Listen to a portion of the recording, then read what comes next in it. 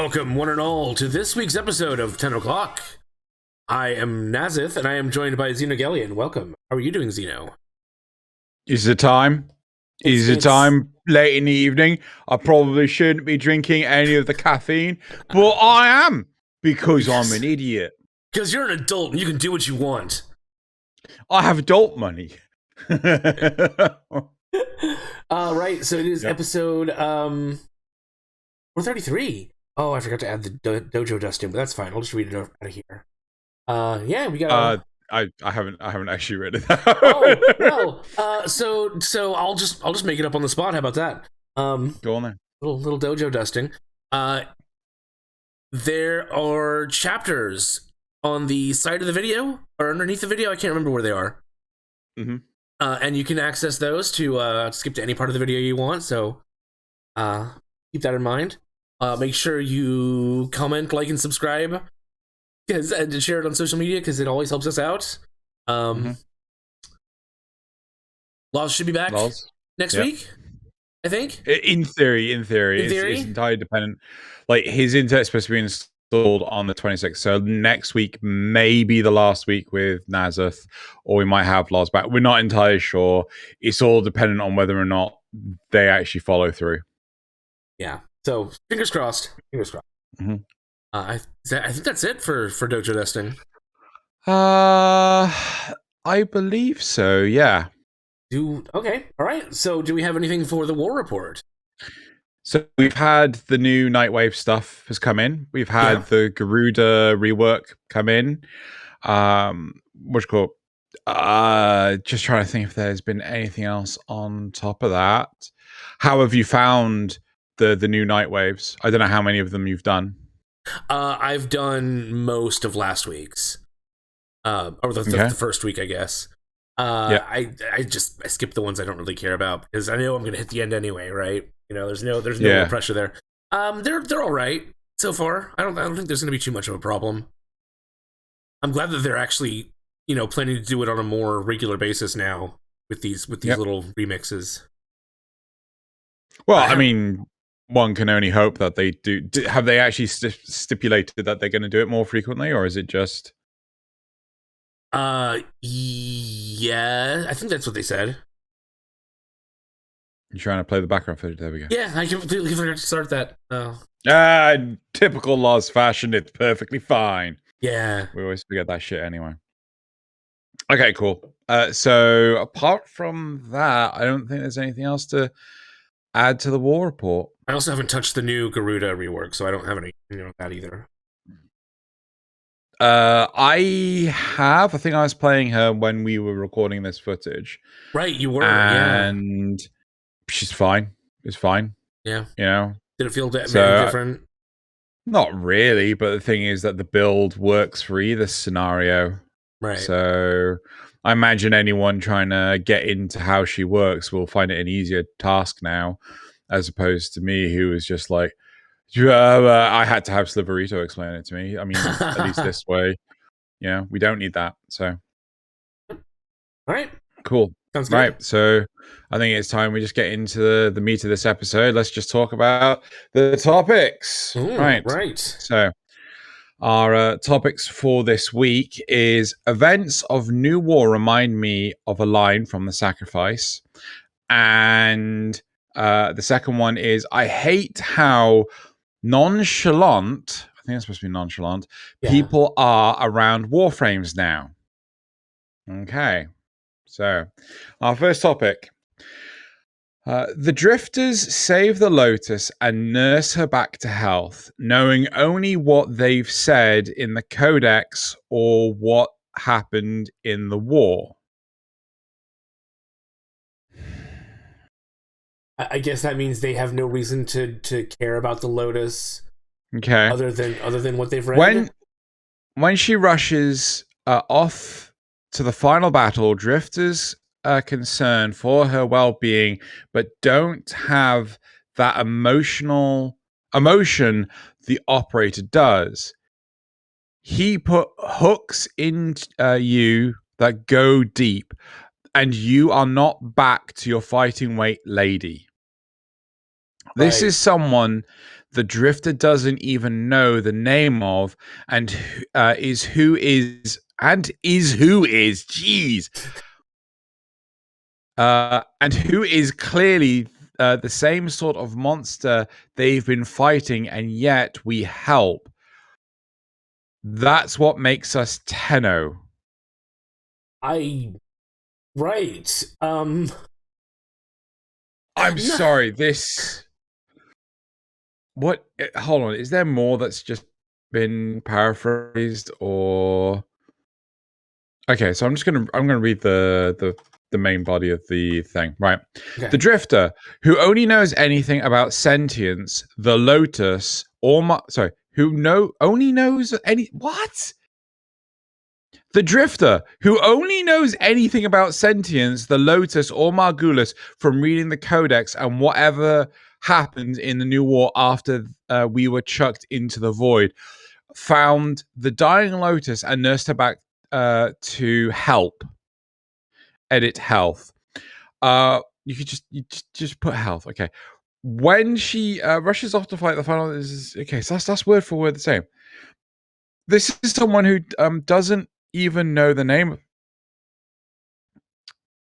Right. Okay. So there's one bit that was missing, and it was not their force of will, not their void devilry, not their alien darkness. It was something else. It was that someone from within the derelict horror, they had learned a way to see inside an ugly, broken thing and take away its pain. Right. Okay. So are they saying that despite the Drifter being from a different timeline, they still have that Tenno spark that makes them want to go from their time on the Zeramin, I guess?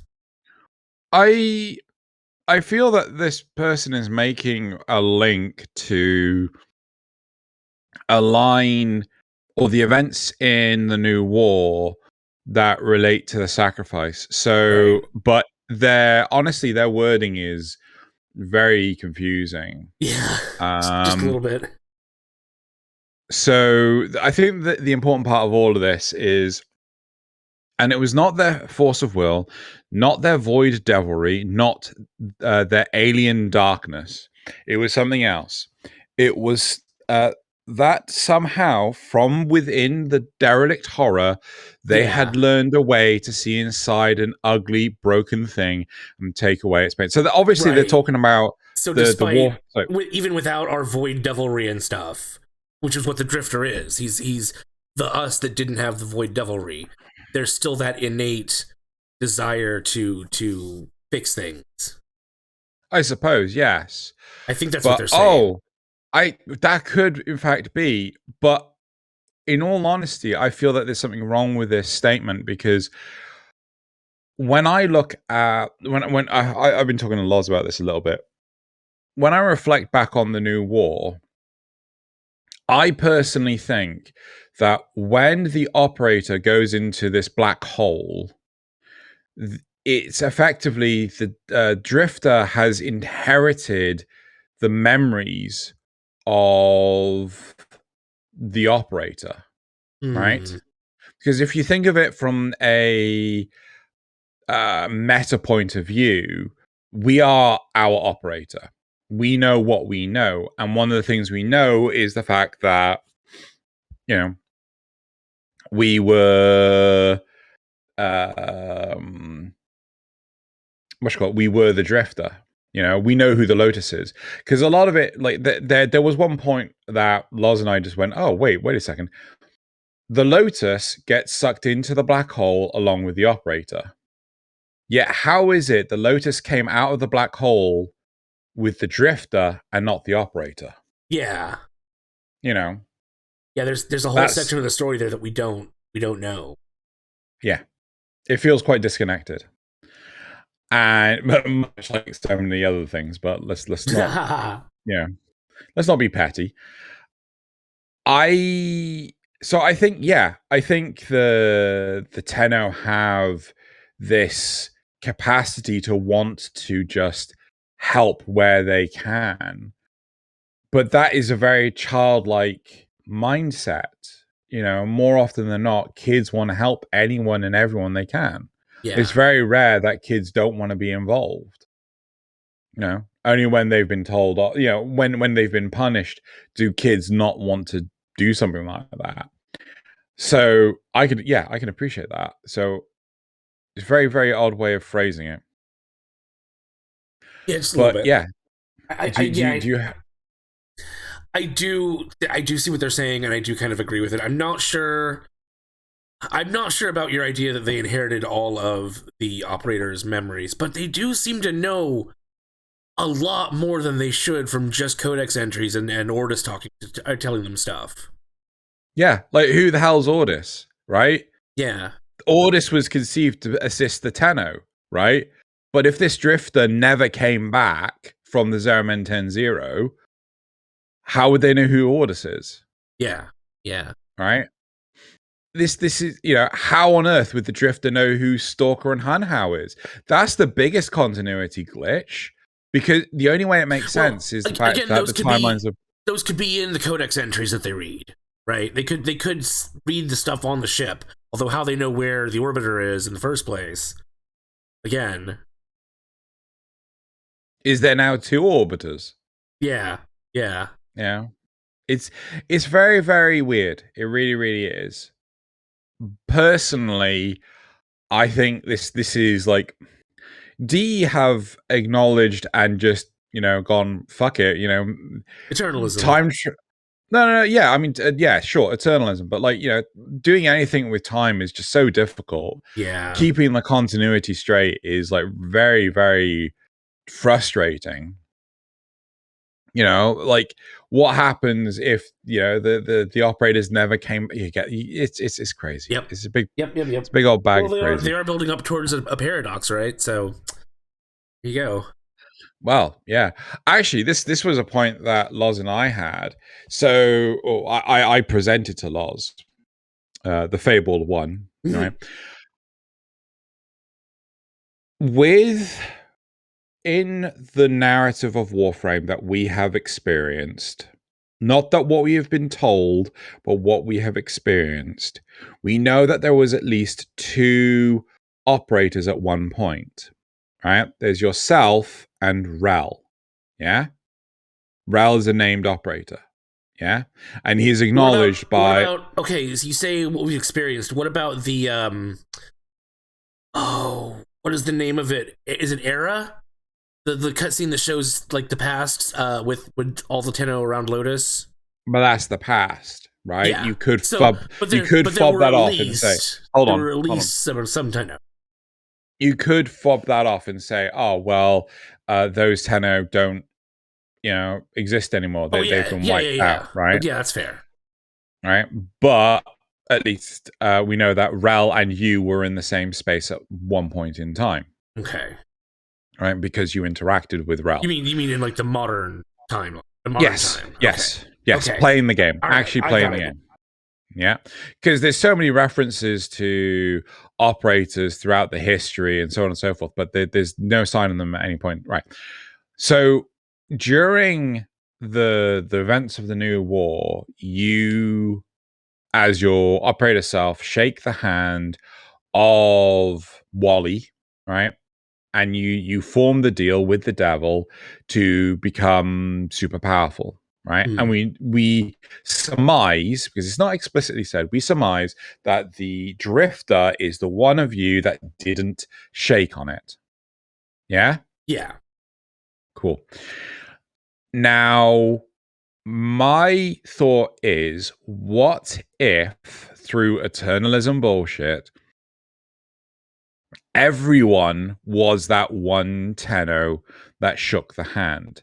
It's like in different timelines, you were the one that shook the hand. In another timeline, I was the one that shook the hand, so on and so forth. Right. And instead of actually going back to our original timelines, we all coalesced into this one timeline due to eternalism. Right. And Does that make sense? And because we were in the void, where all of it converges anyway. Where it can go fucky wucky like this. Yeah. Yeah. Yeah. So we are the lone survivor of our Zerman 10-0, but we also weren't the only survivor of one Zerman 10-0. Right. Does that make sense? I mean, I hate it, but yeah, it does make sense. I mean, the alternative is that effectively you made the deal on behalf of all the Tenno. Yeah, which right? is also a little weird. Well, I mean, it's just as plausible as, well, everyone's made the deal for themselves. It's just, they're all in different timelines to do so. I mean, hell, like the new running theory is the fact that every single time the operator pops back into the Warframe, it's because of the whole eternalism stuff. So, like, so we're the Tenno that lived. We're always the Tenno that lived. Always. Mm-hmm. Mm-hmm. So in a different timeline, your sacrifice is given to someone else. Yeah. So it's an interesting way of looking at it. And I feel, maybe this person has something in their original post that says, okay, so even though the Drifter didn't have the void powers, they still have that deep honor, I guess you could call it. Yeah, like that sense of nobility, that's not nobility, chivalry. Yeah. Right? Where, you will still go away and help people. Yeah? Yeah, exactly. Okay. So do you have any thoughts on the integration of the operator in the narrative or what have you? No, I think we've pretty well covered it. Don't you think? I will give some criticism. Yeah. I am not liking how much of the narrative doesn't seem to be properly explored. Yeah, like earlier when we talked about the big gap, like how did the Lotus and the Drifter actually get to our world? How did that happen? They don't really explain any of that. That's a perfect example. Like, but the problem is it's becoming more and more commonplace that we have gaps in the narrative. Things like, the Tenno brought the Grineer and the Corpus together to fight against the sentient fleet. Yeah. We did? Yeah, I would have liked to seen that. Would have liked to experience that. Yeah. Like, maybe it's a simple case of, we could have Ordis and Aludvi and Vahek, they're all voiced by the same one person, right? I'm pretty sure they are. Why not have just running up to the new war? These are the dialogues, right? These are the communications. It could just be over the radio. It doesn't have to be in person. But instead, we don't get that. We just get told, this happened. And I'm not a fan of that. I'm certainly not a fan of that. Well, it's like when Admiral Vor became Captain Vor again. There was a whole thing about that, They could just do little things like that to bring us up to speed on what's going on in the system. Yep. Maybe have an occasional, like kind of like a Gift of the Lotus, where they have a special event on a single node to give away something like that, but it's related to the story. It's like, oh, we've got to do this spy mission because there's a group of Grineer that don't want to help out, and we need to figure out what they're doing. Something like that. Yeah. Or we could even deliver a communique. Yeah. So it's it's the sabotage mission where you've got to deposit a box before you leave, right? So you just deposit the box and then you leave, right? You could have that as you've just dropped off the communique. Yeah. Yeah, exactly. It feels weird. It feels weird that we have these gaps in the narrative. It could just simply be a case of, well, we thought, we could get away with it, but I honestly don't. I mean, a lot of people probably don't give a crap. Maybe they'll explain it in the future with Duvary Paradox, maybe. But if they don't, it's a bit of a problem. Yep. It's I mean, heck, I said it before. I don't like the fact that it's not obvious that the events of the Apostasy prologue happened when you weren't there. Yeah. You are reliving the events. It doesn't use any form of mechanic to indicate this at all. And other than the fact that they seem to kind of ignore you. That's it. The only clue. But that just could be a couple of people just being assholes. Yeah. Like if you were translucent, or if the big thing, not Aladvi, Ballast just walks right through you. Okay, so actually, I did think of something in relation to this topic. Do you think that it was that this similarity is intentional, or do you think it's just a coincidence? Like, did DE plan to make the Drifter and the Tenno have that same inner spirit, or is it just something that kind of luckily happened? What do you think? Because I've been doing enough talking. I kind of think they did intend it. Well, my question for you is how could they not intend it? Yeah. How could they devise it that a character would just go completely against the wants and desires of the previously established player character? Well, I mean, it's possible that they just needed somebody. They just needed somebody to take care of the Lotus, and so they didn't intend to have this whole, the same impact as when we tamed Umbra, right? They just needed somebody to do it. It would be extremely sloppy writing, and I don't think they've got some bad writing spots in places, but I don't think they could be that sloppy. I mean, we've had a number of instances where, like, look at the events of the Mycoans, right? Yes, we could choose to sacrifice Saya, we could spare her, or what have you, but all of those outputs were relatively in line with what an operator would choose. Right. But the drifter isn't the operator. But if this is my argument of they are, right. If the drifter has the same memories as the operator because of the whole internalism bollocks, which would also make sense as to, because they were, the drifter was brought out of the black hole with the Lotus instead of the operator.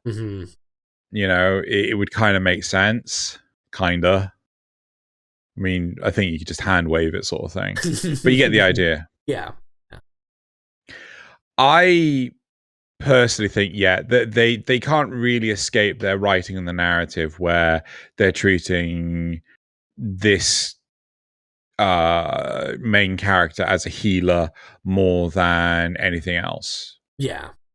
Right. They are both Solid Snake going around murderizing the whole universe, but at the same time they are to.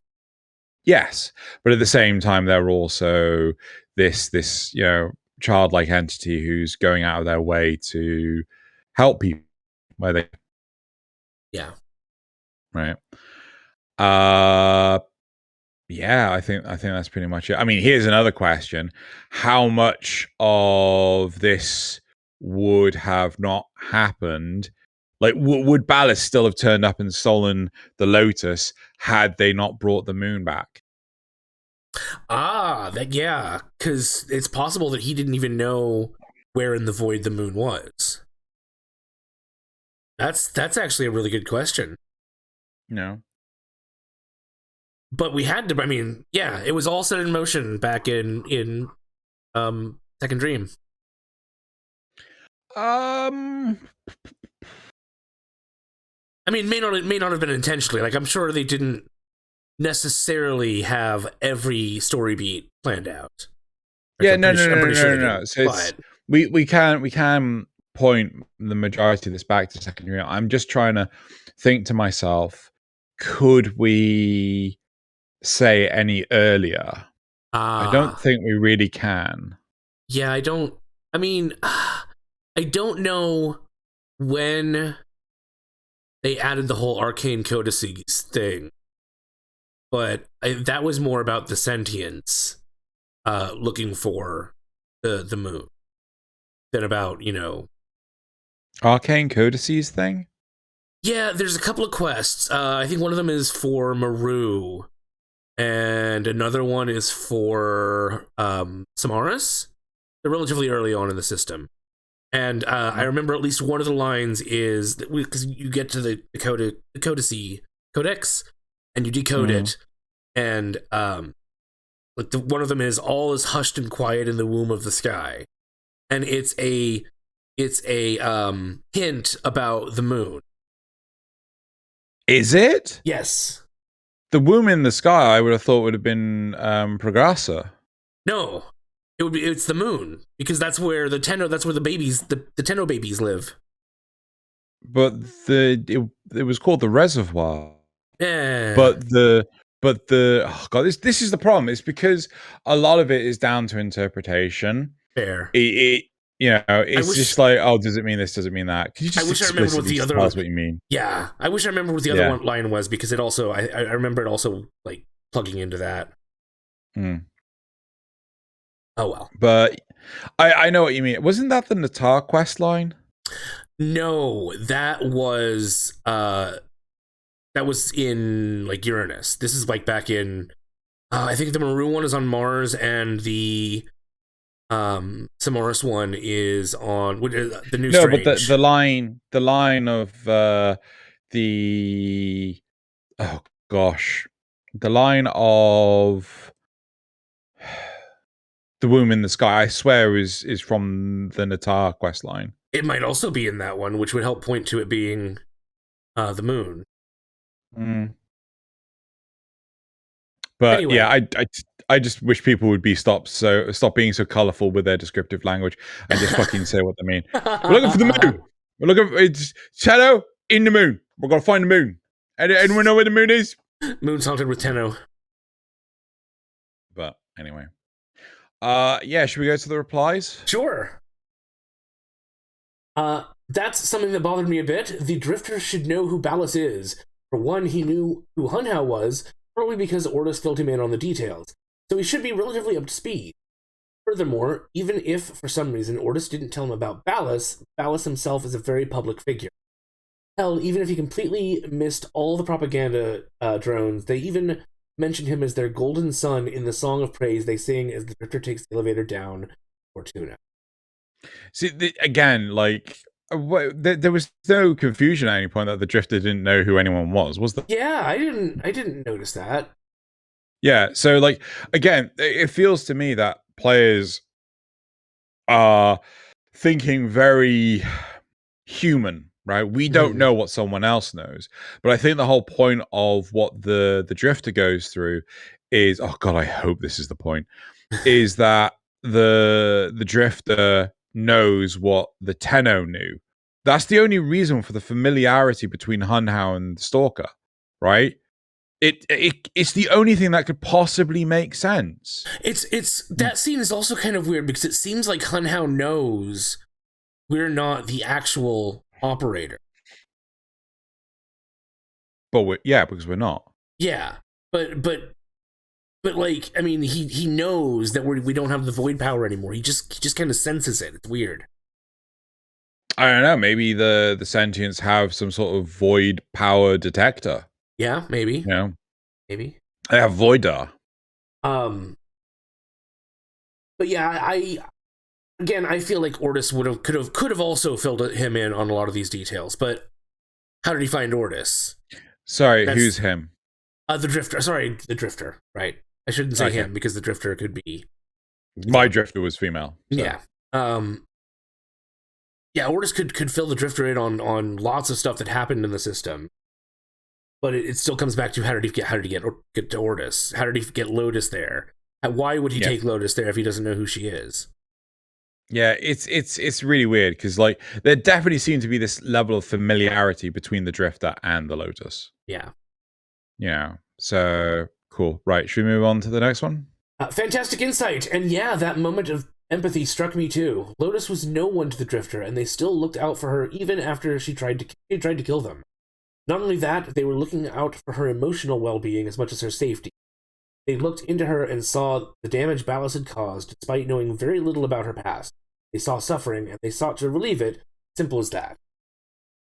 But again, like this is what I mean, because it just feels. Do you remember the whole conversation where the Drifter and the Operator have that they talk to each other? Yes, yeah. Right. Again, there's this huge familiarity. Like the Drifter is well aware of what's going on, whereas the Operator is confused because effectively the Operator disappeared for an instant, whereas the Drifter had to fill the role for a very long time.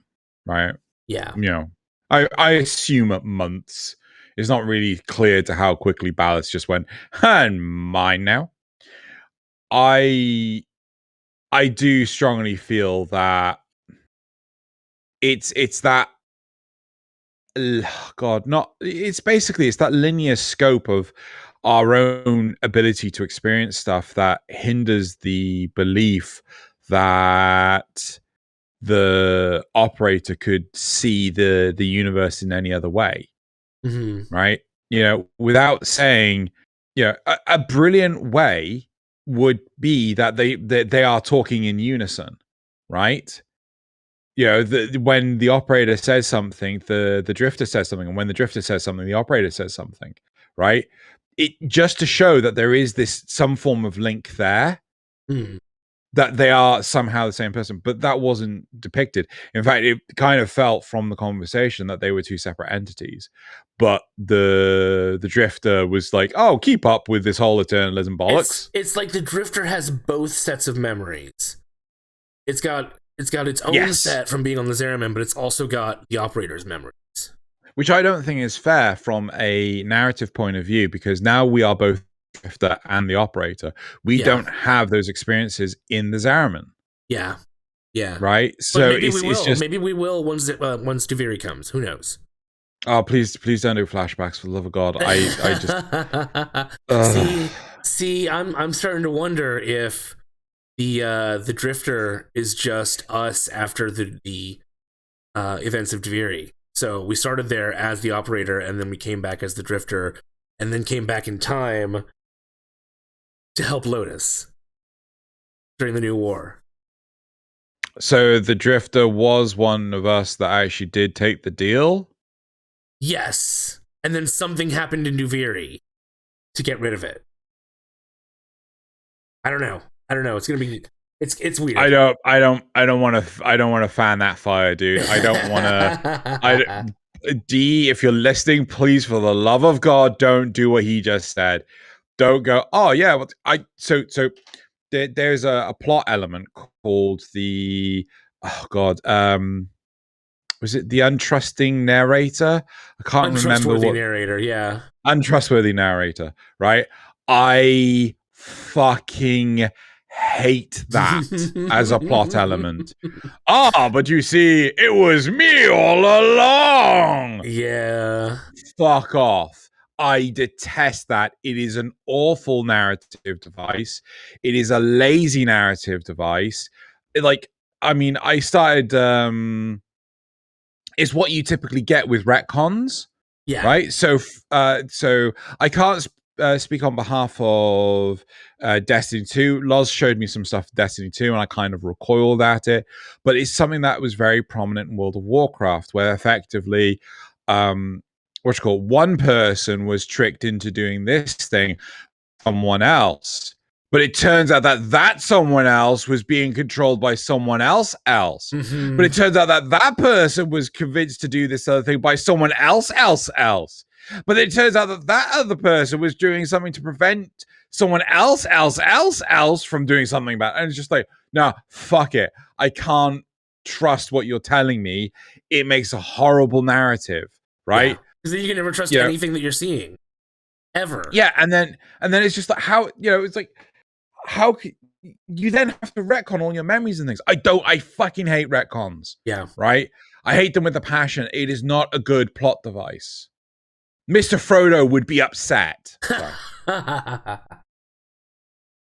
And the final response was poetry. Dang, time for me to replay the new war. Yeah. Yeah, you do that. Yeah. Or you can watch watch it on my channel. At youtube.com/Nazith. But I do feel that I had a point. I feel like they wanted to sort of tie this back to the whole start of it. Yeah, I mean, I do think that there are going to be elements in the narrative that we may have missed, but I also feel that there are points in the narrative that just don't make sense anymore. Things like Lotus's line or Natar's line at the end of Sacrifice, where she's like, "Mother, I'm coming home." Yes. Which very heavily would lean towards I'm going to Tau, but then Pragasa is actually dead now, unless they turn around and say, "Oh no, Pragasa wasn't actually the Lotus's mother. We decided to change it to be someone in Tau." So you haven't met. Like I'm just. Oh. See, I didn't take that line to mean that she was going to Tau. I took it to mean that the fleet had arrived and she was joining them. But as far as we're aware, Pragasa was already in the Origin system, just dormant. She? I don't fucking know. There's no indication that Pragasa just turned up. Yeah. Yep. You would think from the line of "I'm coming home," it's I am coming to you wherever you are. I'm coming to you. Yes. Right. See, I thought that Pragasa was going to be her mother. Because it's not canon because it happened at TennoCon, but there was a cutscene, like a trailer for the new war, where we got to see Natala sitting there and talking to Mother. Yeah. And it seemed like Mother was all around her, so I thought it was going to be the ship. Pragasa is supposed to be Lotus's mother. Yeah. But at no point in time is that ever stated. So they could turn around and say, "Oh yeah, no, it turns out that Pragasa Balas was just controlling her, and now she's free." Anyway, right? Have we? Please, for the love of God, don't do the untrustworthy narrator. I cannot stress enough. I hate it so much. It's such a bad plot device. It's such a bad plot device. It's going to happen. No, please don't. Please don't. Right. Okay. So should we move on to topic 2 then? Yeah. Let's see. Topic 2. Okay. So topic 2. I hate how nonchalant people are around Warframes. Used to be, Warframes were a mystery, a myth, a thing of power and awe. Warframes aren't human. Warframes don't die. Warframes don't speak. NPCs used to talk about Warframes with the reverence reserved for lightning gods that descend from heaven. Sorry, from heaven, yeah, bringing righteous fury. Warframes used to be dangerous. Now it's all oi, mate. You spelled oi wrong. You tin can piss off, will ya? Ha ha. Hey, shiny boy, get me 6 wolf skins. I'll give you a plushie, lol. I love floofs. Floofs are cool, but once in a while, it wouldn't hurt to have a few characters that remember that they are talking to someone that could wipe their entire race the face of the universe and forgot about it in the morning. Ask the Orokin if we can't.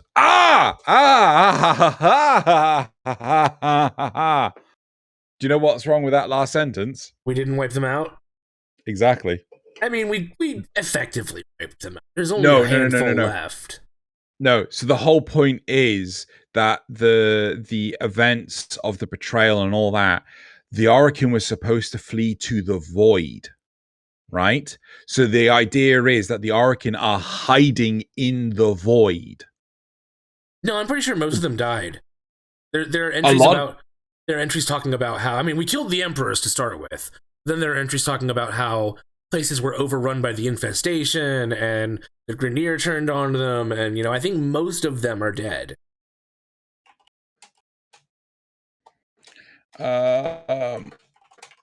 Maybe I'm misremembering things. I don't know. But, I mean, so first off, you say the Emperors. You mean the Council of Seven? Yes. No, I think it was the actual Emperors. The Emperors were retconned out. What? Well, the Emperors were referenced really, really early on and then never referenced again. Oh, okay.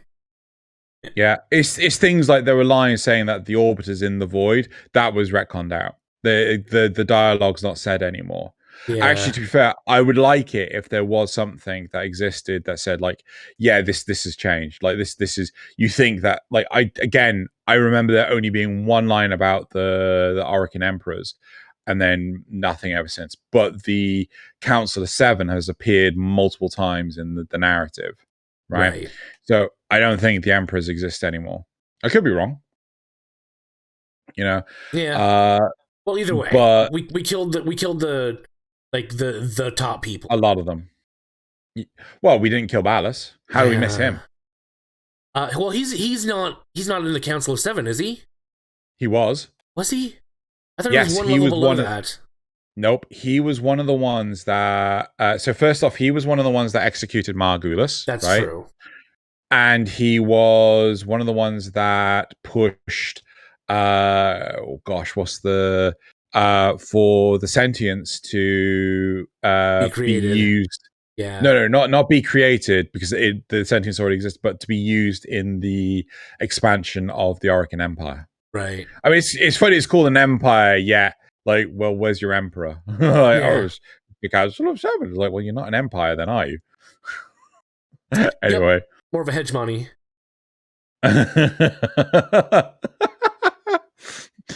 But yeah, so it's that. Yeah. But also to the rest of this point, yes, we did have that reputation, but that's because it's been generations, and the Tenno are enshrined in myth and legend along with the Orokin. When we come back, when we start actually interacting with these people, we're doing it as a force to help them. We're no longer enforcers for the Orokin. We're trying to help the origin system, in theory. And so it could be that people the views of people have changed and shifted, and they no longer fear the Tenno. They look to them as helpers, as saviors. I think one excellent way of pointing this out is look at all the ways our lives have changed, right? When I was a kid, and I was TV. I come home from school and there was TV and things. There was literally only 2 channels that showed cartoons, right? And they would only show cartoons for like a 2-hour window, and then that was it. No more cartoons for the day. Mm-hmm. Yet there are people that have grown up, and they have known cartoon channels, dedicated cartoons, right? When I was a teenager, there was Cartoon Network. There was, ignoring all the +1 channels, there was Cartoon Network, there was Nickelodeon, there was Fox Kids, there was the Disney Channel. These were channels that 24/7 showed cartoons, right? Yep. No longer a 2-hour window across 2 channels, right? And fuck you if you wanted to watch 2 things on 2 separate channels. It was like, it was just all over the place. You could just flick to the channel and just find what you wanted to watch, and But then you got to the old adage of like 99 channels and there's nothing on. Yes. Yeah. And now you have streaming, right? My baby cousin, she's grown up in the era of streaming, and she not only has she never known the 99 channels, nothing on any of them, she's never known the whole, you got 2 hours for cartoons and that was it. When my parents were growing up, no cartoons, period. Didn't exist. Yeah, well, there were a few, but they were mostly in movies. You're right. The whole point of, hey, what the fuck are you getting to, right? When change happens, it is a permanent fixture. And as you grow up, you don't know that fixture was never there, right? So, for example, a child Osteron, right, or a Event kid, they could be like, yeah, I know Warframes. Warframes are fucking commonplace. They're everywhere, right? Look, the whole fucking camp is full of Warframes, and they're all so brightly colored. I can't help but look at them. Yeah, but the point I'm making is, like, we turned up only a few years ago, but that kid might only be a few years old, right? So they may not know any different. So that is why people are used to this sort of thing. Yeah, the adults tend to treat us with at least a little bit of respect. The best place of any, by far, for how how citizens, how colonists interacted with Warframes was the Mike Cohen colony. Yeah. Right? Do you remember that? Yeah. So they're like, oh my god, it's Tenno. Which is part of the... Oh, crap. What quest is it? It's the Nidus quest. I can't remember what it's called. Oh, wow. It's actually slipped my mind, too. Yeah, whatever the Nidus quest is. Oh, Glass Gambit. Yes. Yeah, it's the Ergo Glass one, right? So it's... that's the only time you get to see the Mike Owens. We would love to go back to the Mike Owen camp. We would love to just randomly stumble upon the Mike Owens, right? How amazing. We can stumble across,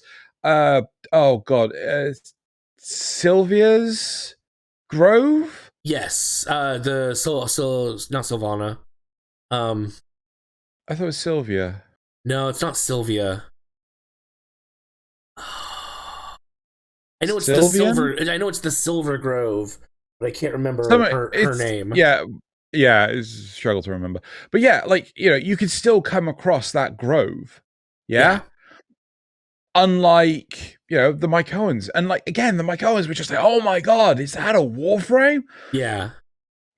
So I get where this person's they were coming like an from. Isolated colony. They wouldn't have interacted much with Warframes in the current. But it was the first colony we had ever interacted with. Yeah, we hadn't even interacted with the Osterons by this point. Yes, but I think news of that would spread, and that would start to shift the perception of Warframes away from, this mythic thing to actual down to earth. We can talk. We can work with them. We can do things with them.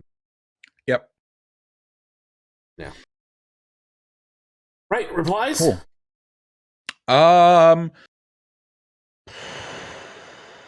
Yeah, I think so.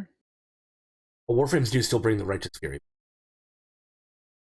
I mean, it's a bit of a fast topic to blitz through. I don't know if we can make anything more of this. So let's see what the replies have to say. Otherwise, this topic will be done in like 10 minutes. Oh no, it feels like longer. I don't know. Weird. I promise you, it's not.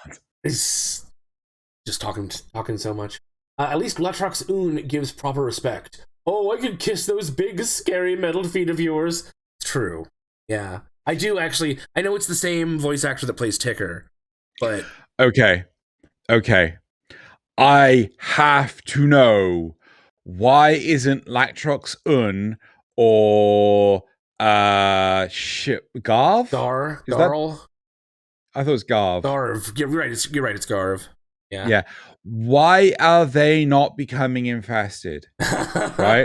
What is it about them that makes them uninfestable, right? Yeah. Is there some sort of cleansing process to like, oh yeah, well, if you just get like sun bleached, right, then no problem with the infestation. Or, oh yeah, if we use this special frequency, it'll purge it. Or, oh, we use mycoan blood to have the infestation eat itself or whatever. Like why are they still on Deimos without being corrupted? That's the thing that... Okay, here's my theory. Okay. I think that once the Entrati started to get infested, they worked on a device or a serum or something that couldn't reverse it, but it could at least stop it in its tracks, which is what's kept them from going fully infested. They're still, sentient creatures and all that. Okay. Maybe Latrox Un talks about how he owes the Entrati, which is why he's doing this. So maybe they gave him some of this stuff, or gave him a device or whatever, and said, go out and do things for us, or, get infested. The choice is yours. I kind of wish that there was more of an exploration. I was going to say explanation, and more of an exploration of the infestation. Because, like, the problem with having a cure-all, right, or basically an inhibitor, is, well, mass produce it, give it to everyone, and then there's no more chance of the infestation growing, right? But then the problem with that is that you, in theory, shouldn't be getting new infestation, right? Maybe it's really, really, really hard to produce. Yeah, but how is that good enough? It's like, okay, so for example, if aliens came to invade Earth, are you telling me that we're not going to pour all our resources into preventing the aliens from taking over? Right? Oh no, sorry, Mr. President, it costs too much. You need to pay us $7 quintillion to produce this anti-alien fuck off. Maybe the Entrati don't care about anyone else. So the Entrati could be controlling it and not. But if someone knows that it can be done, someone else will try and do it. I mean, there's reverse engineering the entire time. Someone would kidnap Latrox Un and then reverse engineer him. It's like, well, they vaporized. It's. Do you know how contrived the story has to get before you just give up willing to fight it anymore? So I would like it if there was more exploration of the infestation. Maybe we could see infestation acting differently. Maybe we could see, and I would like this, could there be an infested character that is a specific strain of the infestation, but is so self-aware, right, like us, it will not infest anyone else. So kind of like Jordis, but not crazy unique. Effectively, well, I mean, it could still be evil, but the whole point is that it does not want to compete with itself. Right. It would like to grow itself. It would like to enhance itself, but it would not like to compete with itself. So it won't spread itself anywhere. Right. I was going to say the Zealoid Prelate, but he does have the acolytes that he's infected. So yeah. So but yeah, I mean, like, you could do all sorts of weird and wonderful stuff with the infestation. Yeah, but okay, fine. We had the emissary Nightwave. Yeah, no, I'd love to explore more about the hive mind, because they briefly reference it in Deimos when they talk about how the Bass and Foam are in conflict. Yeah, but they've never really explored that any deeper, and I feel so bad about that. I'd love to have a world boss on Deimos that's related to the hive mind. I would like a Arcwing / Railjack fight in Orbit of Deimos dealing with Vass and Foam. Ooh. Is it Vass and Fass and Vom? Fass and Foam. Fass and Vom. Right, okay. So yeah, so Fass and Vom. Just give us a Railjack fight, because we see them fighting each other over great distances and things. Maybe it's a case of one becomes too powerful and we have to knock it back down a peg. That could be an event that happens periodically for Deimos and stuff. I mean, one thing that Deimos has gotten right is the fact that they haven't put too much weight and importance on the day-night cycle. Yes. Right? Oh my god, yes. Yeah. Other than, I mean, it does kind of affect what fish you get, but that's about it. Yeah, but it's just it's not the end of the world. Yeah. Whereas and they're not super long either. Whereas the day-night cycle for Orvalis again is fine, but there is too much importance on the fish. Yeah. Right? Like, you can't progress some things without the specific fish that only turn up for 5 minutes of the fucking day. Right? So, yeah. Okay, cool. Should we go to the next one? Yes. I mean, it's like cops with guns. For quite a few people outside the US, the idea of talking to a heavily armed and armored police officer is anxiety-inducing. In the US, we casually chat with them while they buy Subway sandwiches for lunch. That is not true. No, that is what the Subway sandwiches thing, or just that people casually chat with them. I mean, some do, but a lot of people are still intimidated by them. Yeah, I mean, like, in the UK, it's very rare for us to have armed police officers out, right? Very, very rare. When they're out, they have submachine guns. They don't have pistols. They actually have SMGs. Wow. Right? Yes, but they are there because of a serious potential threat to something. Right?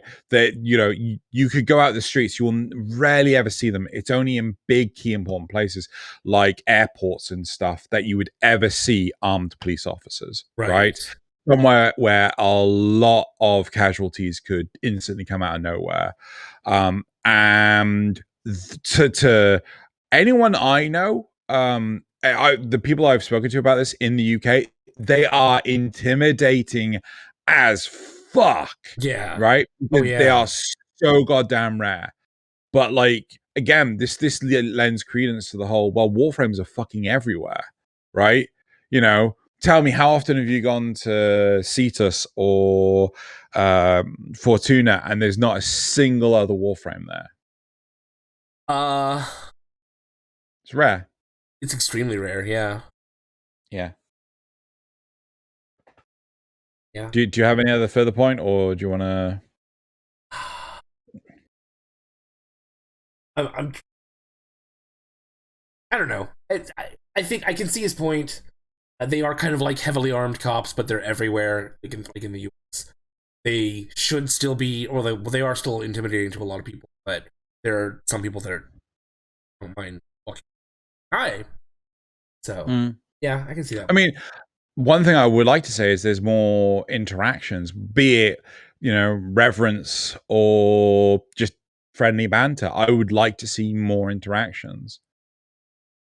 Yeah, I agree. More dialogue is always good. Yeah. Right. Something along these sort of lines is, I absolutely love how Little Duck talks to you, your Warframe. No, I absolutely hate. Oh, yes. Sorry, I absolutely hate how Little Duck talks to you / your Warframe. You try to speak to her in your frame. I talk to people, mate, not machines. Like, mild old mate spoiler here. You have your flippin' head inside a box in your chest, and you want to give Tenno shit about them using their Warframes. Even worse still is learning how Warframes were created during the sacrifice, and Little Duck calls them mere machines. I can only imagine the sort of words that Umbra would have with her. So this is... They are kind of machines, though. They're not mere machines, but they are machines. So it's something interesting. Again, I was talking to Loz about this because we were talking about how well AI can function, how well we can improve digital electronics and stuff. And he was talking to me about basically DNA and stuff. And he says, like, people are just biological machines. And I completely agree with him. So I'm not against the use of the term machines in this sentence at all. Like, people are just machines, they're not using digital electronics and binary, they're using DNA and other biology words. I don't know biology. But I would say Tenno go beyond that and are verging on cyborgs. Are they though? Yeah. Like, where's the cybernetics?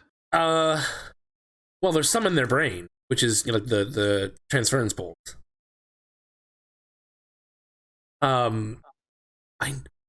They've got like okay. Yeah.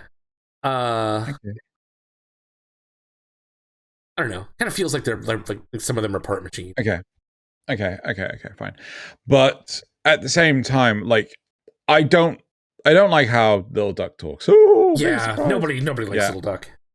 It's funny because I remember we did a poll about this, and a lot of people were like, "Oh yeah, I'm fine with Little Duck." No, I'm fine. Right? I think there is a distinction between Warframe and Tenno, right? I mean, I always had the theory that someone was piloting the Warframes, right?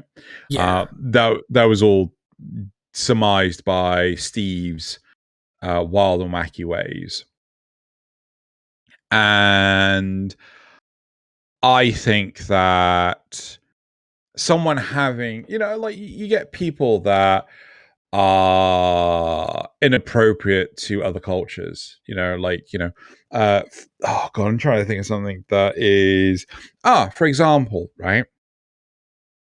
Everyone knows how much I enjoy Japanese culture and everything, right? But one thing that baffles everyone is, in Japan there is no creative rights. You do not have the right to do a review of a piece of media without explicit consent from the creators of said media, right? So you can't do creative criticism, you can't do reviews, you can't do parodies, none of this. You're not allowed to do any of it, right? Wow. You need explicit consent to talk about it. Everything we do on Kampai Cast, nope, not allowed to do it. Wow. Yeah, you're not allowed to do any of that stuff because they want to have the consent to be able to do that. But likewise, your privacy is also super protected and stuff. Whereas you see shows like, have you ever seen The Rookie with Nathan Fillion in? No, I haven't. Okay, so it's a cop drama where effectively this couple turn up at they're influencers. They go to this kid's, oh gosh, what's it called?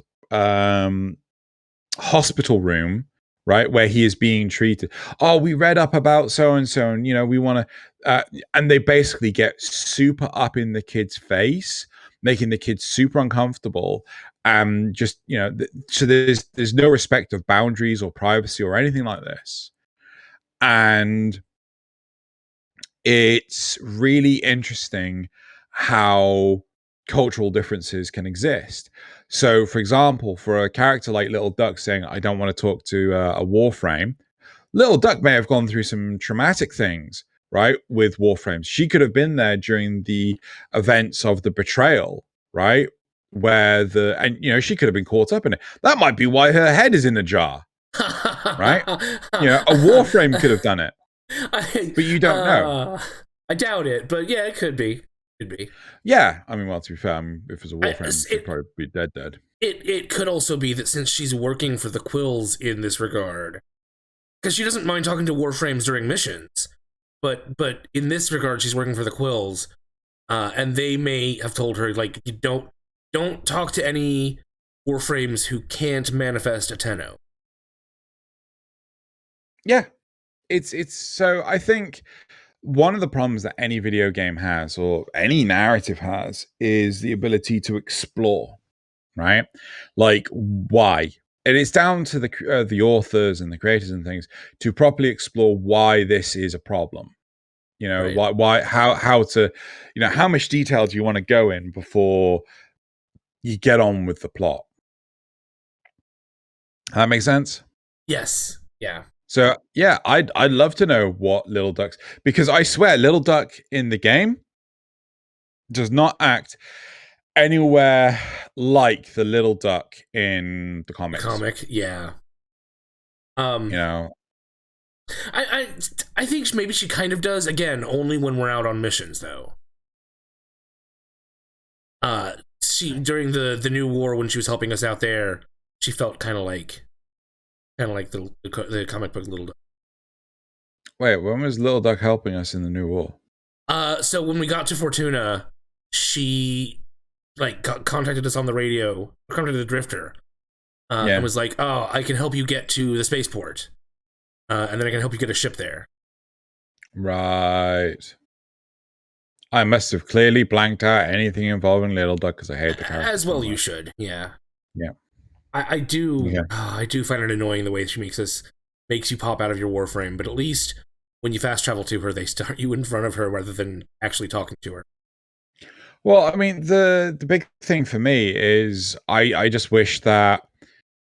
So this is a problem I have with what's called Little Duck and Nora Knight, is that the colloquialisms, sorry, are not rigid, right? They are not well defined. They take stuff out of context. They take, stuff from human history and warp it, right?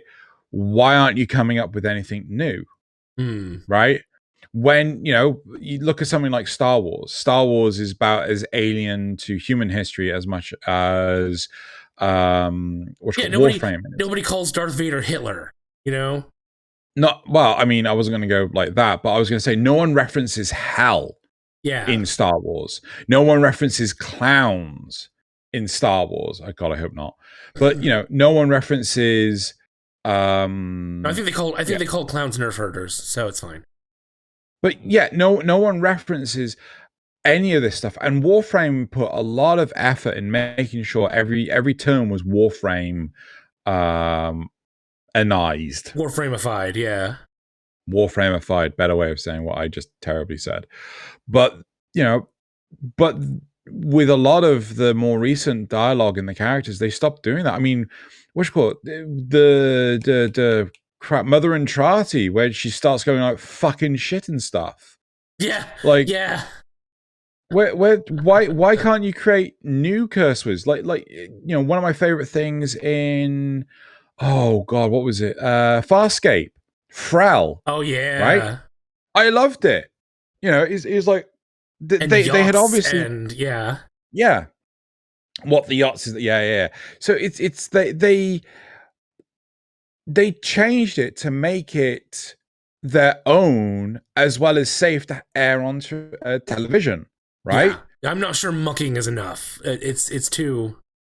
Well, mucking is an American colloquialism, right?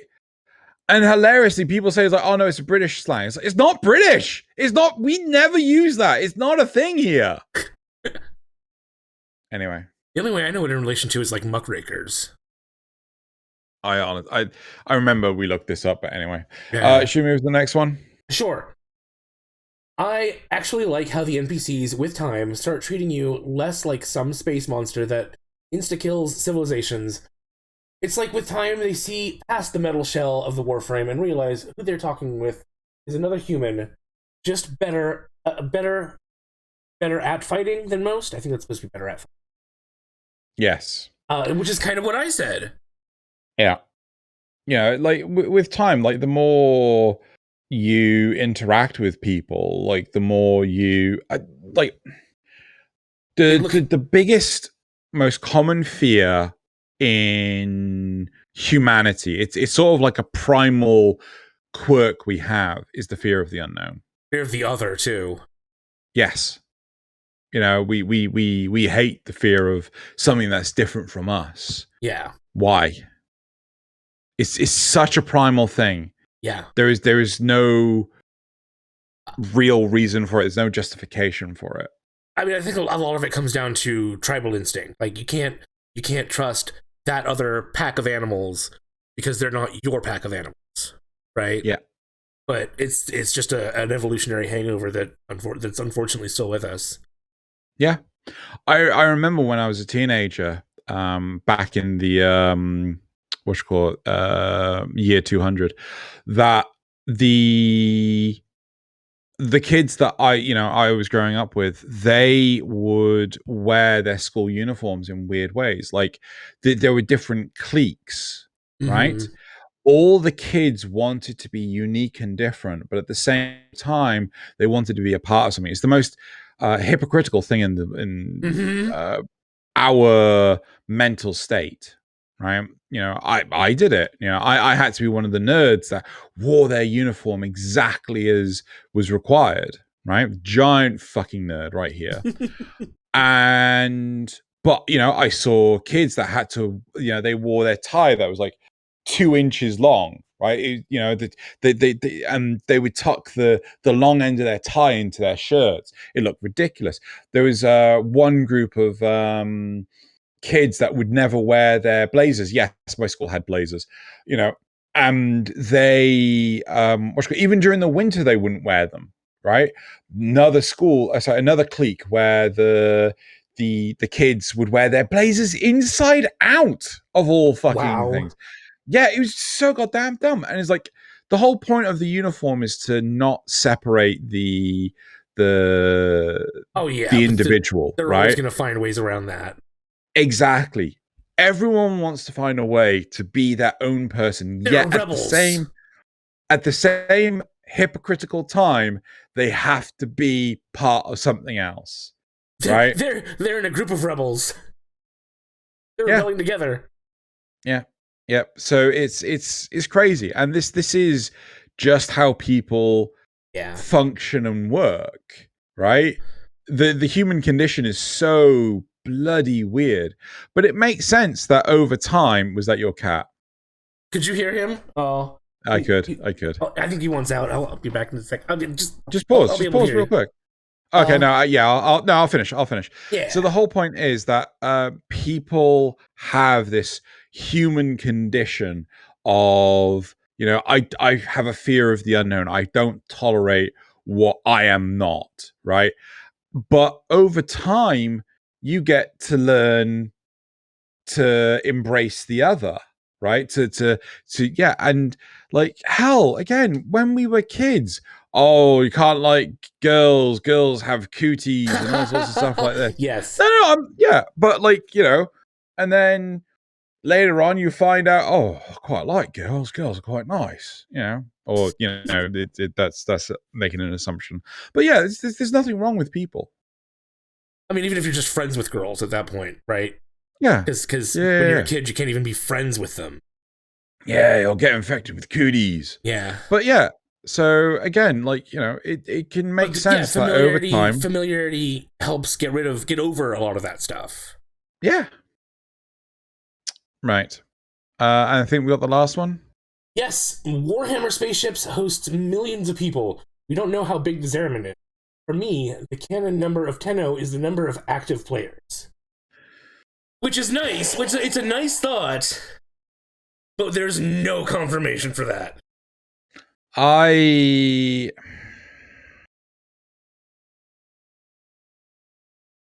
don't know.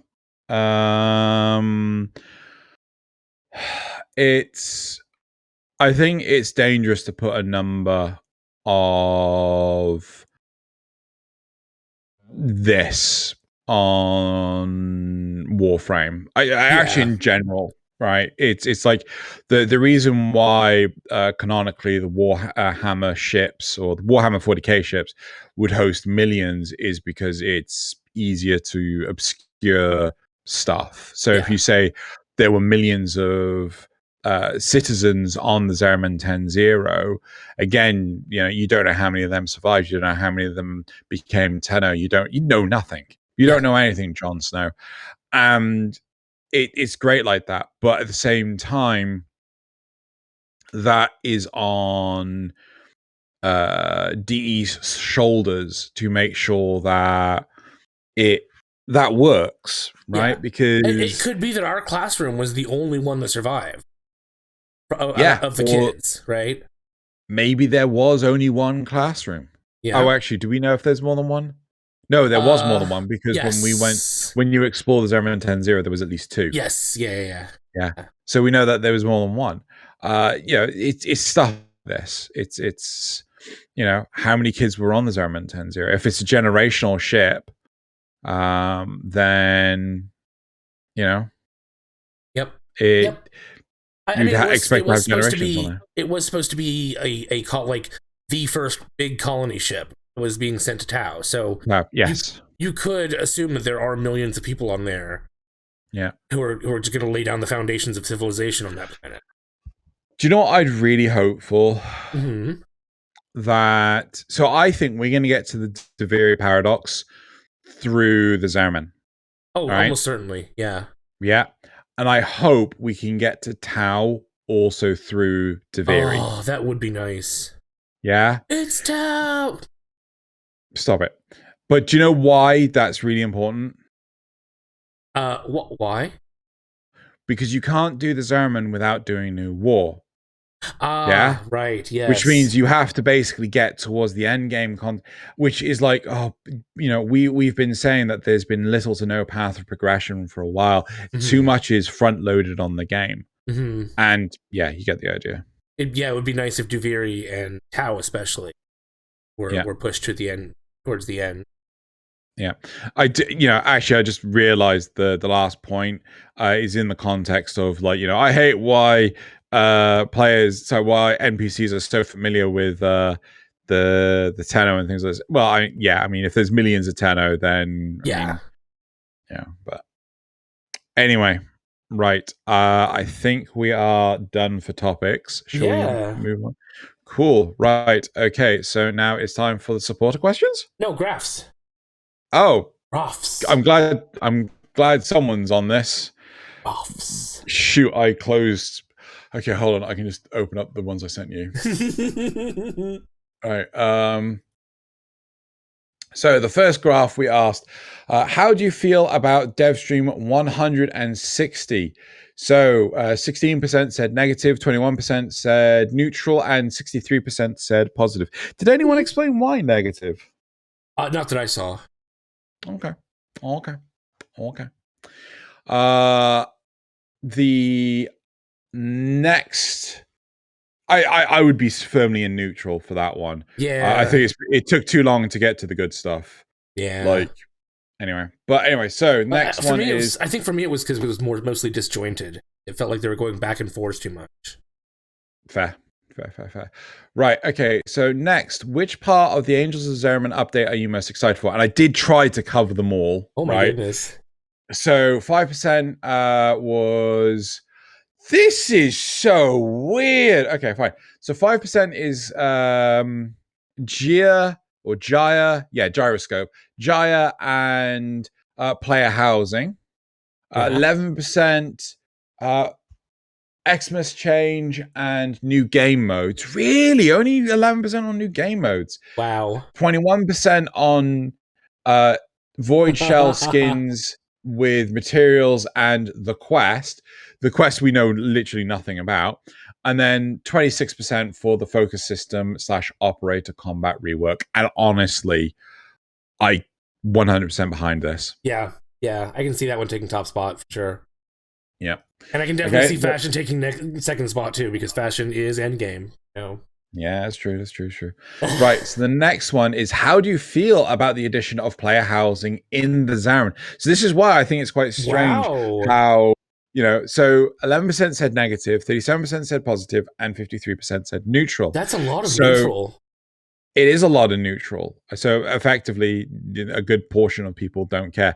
Yeah. Sorry, I noticed the topics are still going in the background. Could you turn them off? Oh, I thought I hit clear on those. Yeah. So there you go. Right. So I'm honestly kind of surprised to how many people voted positive or even neutral. Well, no, positive compared to the number of people that said that that was the part that they were most excited for.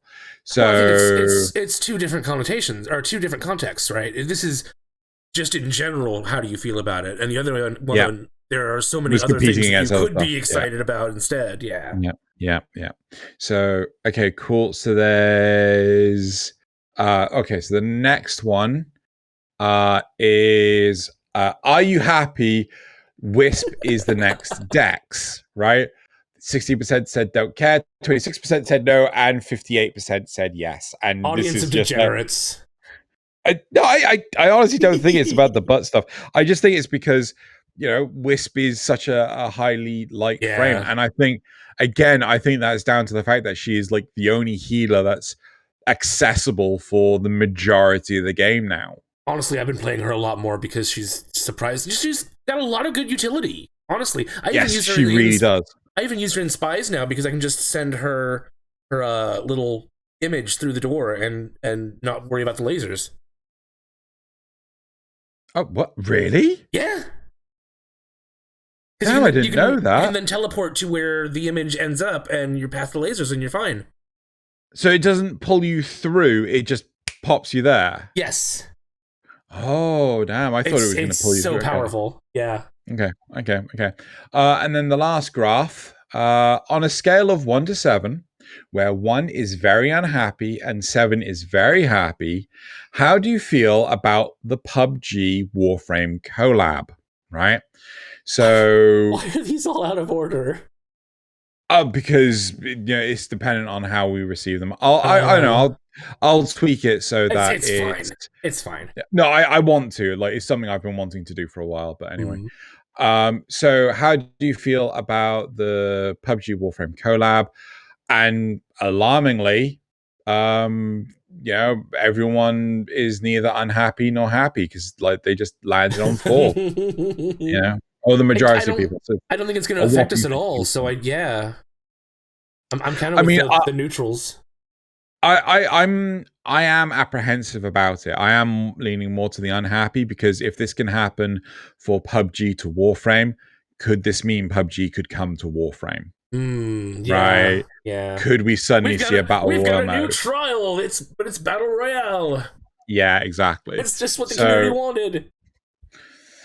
Said no one ever. Right, so that is it for the graphs. Yes. Now the supporter questions. Okay. Do you want me to read them, or do you want to read them? Whichever. Do you want? Right. Would you like me to do it? No. Got it. Okay. So Zrugel says, before I read out the supporter questions, I just want to thank you all for watching or listening this far to our podcast. Please hit that thumbs up button and leave a comment if there's anything you'd like to say. We read all of them. And he wrote them in a terrible font called Math Fractor Bold. It's actually not that. It looks very gothic. I mean, I'm just going to say that K at the end of Frank, I thought that was an F. I genuinely did. Like, I cannot deal with fonts like that. But anyway, yeah. Right, so Zrugel also asks, if you could bring anything from Warframe into real life, what would it be? I'm thinking objects and items. Transference. Transference instantly. Like, if I could go visit friends and things, if I could take out if I could use surrogates to do stuff for me, like 100% transference.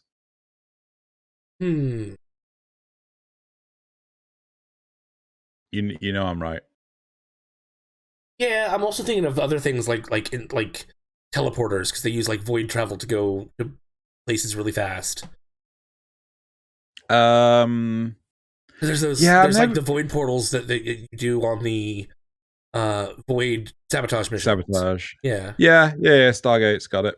Yeah, I think that'd be pretty cool too. Yeah. It's kind of weird that we have Stargates and we have the solar rails. Very weird that we have both. Yeah, it's true. Very true. Anyway, yep, next. An unnamed poet gives us an ode to laws. You are so missed, we've seen you not. Without studying words, we've lost the plot. We heard your voice on Compicast, Without you here, how are we to last? I write epic thoughts in winding questions that Xeno can read, well, me, but in plodding renditions. Where have you gone? I wish to annoy our dear friend Loz. Such a good boy. It's awesome. That's genuinely awesome. Dr. Seuss would be proud, I think. Yep. An unnamed poet also asks, now that DE are finally doing something with Eximus units to make them a decently high priority in missions, we've seen the changes to Blitz, Arson, and Energy Leech version. What do you think the update will bring to the Shock, Arctic, and Venomous Eximus units? And do you think that people will actually be able to notice the Guardian Eximus units at last? Okay. What's a Guardian Eximus? See? Nobody knows. Okay. So Guardian Xmas will have giant neon signs above their heads that says Guardian. It's just an arrow pointing down, and then they would guard stuff. Like it'd be a Destiny character. There you go, Guardian. I was gonna say, right? Destiny character. They're gonna fight on a spaceship in front of the sun, and that's how you'll know they're Guardians. Oof. Right. Next we have Shock Xmas, which God, I'm just thinking. Whenever you get close to them, you just get electrocuted. And God, isn't there like a Joker line? They have giant outlets on their back, and electricity arcs out from them because they're not grounded properly. Yep, and isn't there like a Joker line going like "shocking" or something? I can't remember. Maybe. Yeah, so basically they would just go like "shocking," unless they're infested and they're then Arctic, what's it called? Bigger snow globe, clearly, and Venomous would be the Eminem Venom music, you know, the song that's played at the end of Venom, the first movie. That would be the So that's all the change. Like you don't need anything else. You're walking and all of a sudden you just got that music going. Yeah, there you go. You're a terrible human being. I am. Right. I guess that does it for the supporter questions, and now community responses. Cool. Bones the Wonderful says, why doesn't Xeno like disruption? I genuinely just find it boring. See, I told him it was too much thinky think for your caveman. No, I actually find it's the opposite. I think it's like you can ignore the majority of the mobs. All you have to do is find the suicide mob and like just kill it. Just you know, you could literally ignore every other mob. It's just that one mob you got to care about. Very straightforward. Yeah. Yep. Right. Trex Paddock asks, rather than emblems, you could do the best fashion frame. Just a thought. I actually do kind of like this. Oh. Just go out and find a frame somewhere that looks really good. Get a good snapshot of it. But I'm about as fashionable as a trout. I wouldn't be able to tell. Be fashionable. Oh. No. But I can't tell. Like if I see. I mean, the only thing that like is fashion that I know is not fashionable is bright pink. Is any of Megan's fashion? Touche. But yeah, it's like, I mean, we could look into it, but again, it's something to think about. Thank you, Trex Paddock. Zrugel says, "Oh crap, Xeno's right. We haven't seen Nazuth and Joey at the same time." These rumors, because I Nick Evans also says on the theme of Nazuth sounding like Joey, it's important to note that we haven't seen either of them in the same place as America's former complainer in chief, which I believe is that Joey? Who's America's? It's either Joey or Loz. I'm not sure. I don't understand that statement at all. However, hopefully this week that this is airing, there is a plan to try and loosely organize a co-stream between Nazuth and Joey. We're gonna finally put these terrible rumors to rest. No more. No more do I have to live with it. Genuinely, we don't know what we're playing. Probably just some like not Warframe. and we don't know when it's happening, if it's happening at all. It's like all relatively last minute, and whether or not Joey will actually come on Sonic Discord to organize it. Yep. And finally, Postal Puma. I don't care what you all have to do. I think Portal Puma. Portal Puma. I don't care what you all have to do. I think Nazif needs to stay on 10 o'clock even after Loz returns. I am flattered, but I'm not sure that's necessary. I'd love to be a guest more often, though. Sure, I don't mind that. We'll talk. Yeah. I mean, it's a lot. Like I get tired from doing 2 podcasts and an improv show. Yes, the big problem is scheduling, because they like to do it on Friday, and I'm usually busy Friday. So Dino's actually been making a big sacrifice doing these on the weekends.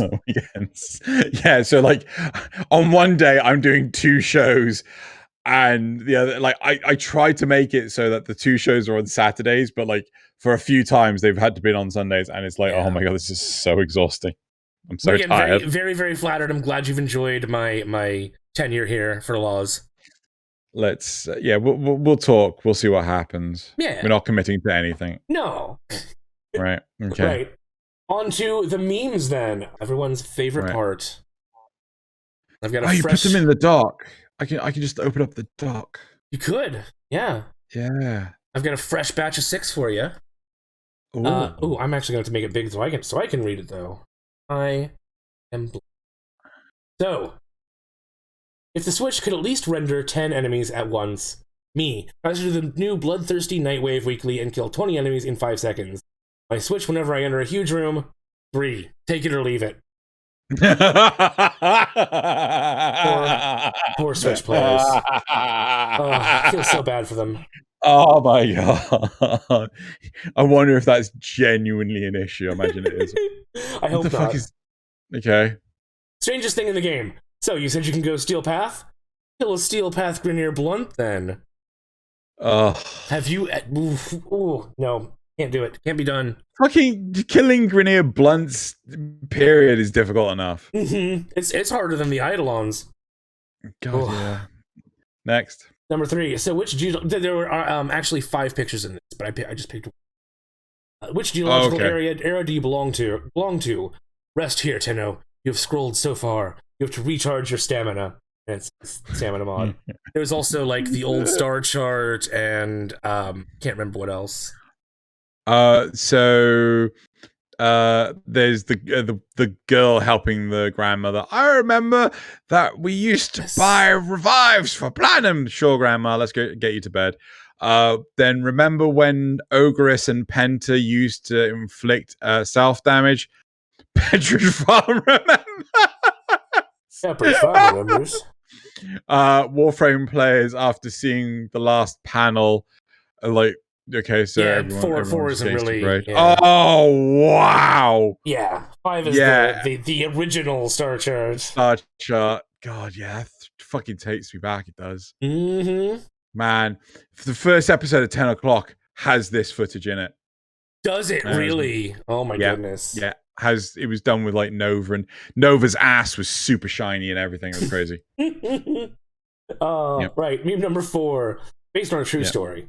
Me talking about Mag. Wow, this Warframe is trash. Me after watching Mr. Warframe Guy's video. Perhaps I treated you too harshly. Yep. Yeah, Mag's a powerhouse. People sleep on her, but man. Right, number 5. They're not called digital streams for nothing. DE. We will improve Kubro's fur texture and improve performance at the same time. Players, what kind of sorcery is this? Oh, genius. Okay. And finally, I decided to end on a positive note. Finally, I can rest easy with a fine addition to my collection. You're hunting for the specific prime part, and you're on your last few relics. You get lucky, and can finally end the day on a high note. Nice wholesome one to end on. Yeah. Cool. Unfortunately, I found it very difficult to find a large, 6 community shoutouts. So I got 4. Wow. So the first community shoutout is Purple and Gold by John Berger. So this is where he's painting the Arca Archoplasmor? I think it's the Tenno Archoplasmor, but yeah. Yes. Yeah, the Tenno Archoplasmor. And it's purple and Is gold. I think that's the ammo, isn't it? I'm not sure. I think that's the ammo drum. Yeah, I'm pretty sure that's the ammo drum. The second one is Nidus by PYO Ardent. Very nice. Yep, very, very nice Nidus there. The third one is Garuda Bathory and Garuda Prime by Jorial. Yeah, so you get all 3 forms of Garuda. That's cute. Yep. And then last is Revenant Deluxe by Kurdy. What the heck? Yep. Just having a nice little nap in his new Adorable. player housing. Yeah. He's having a little nap time. Right. Sleep. Okay, so that is it for this week's episode of 10 o'clock. Thank you very much, everyone, for listening. Hopefully next week we will have Loz return. We won't until next week, unfortunately. And yeah, that is it for this week. Say goodbye, Nazeth. Goodbye, Nazeth. It's been great fun. Good.